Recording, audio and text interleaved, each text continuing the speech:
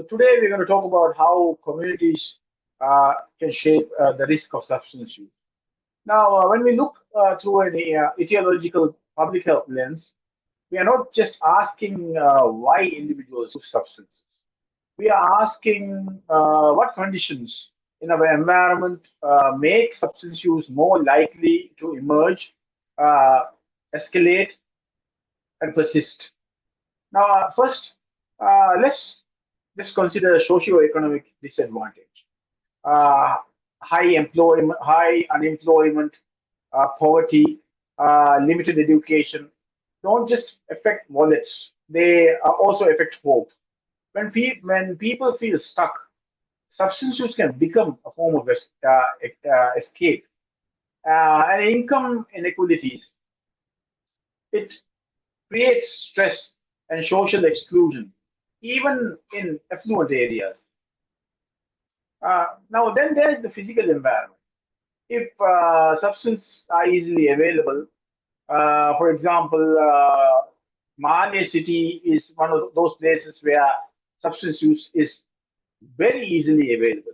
Sometimes we find it difficult to get things that we normally molded delicacies that normally we take for granted, like walomos or say that's a dried fish or rihago or fish paste. But 24 hours substance use is available. You just have to have you just have to have a phone number. You just make a phone and it's delivered to your door. Uh, and then there's social norms. They also matter too. Now, for example, if a community tolerates or glamorizes substance use, the perceived risk actually drops. Uh, Weak community identity, high mobility. Uh, so these are some of the things that some of the social norms that could drive substance use. Now let's focus on policy, weak enforcement, inconsistent messaging, absence of prevention strategies, leave communities vulnerable. Without clear coordinated action, substance can flourish unchecked. We are seeing that in all of our communities in the Maldives. And what about health services? If mental health support, treatment options, basic healthcare are out of reach, people self-medicate. They tend to fall through the cracks. Now, media plays a role too.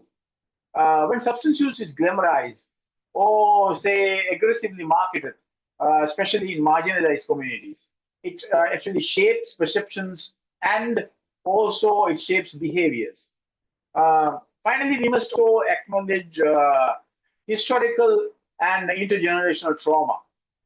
Communities that have faced oppression, conflict, or disaster often carry wounds that spans actually generations.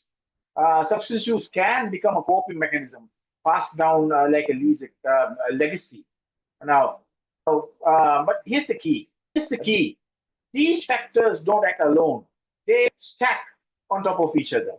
A community facing economic hardship, poor housing, weak policies, is at a very higher risk.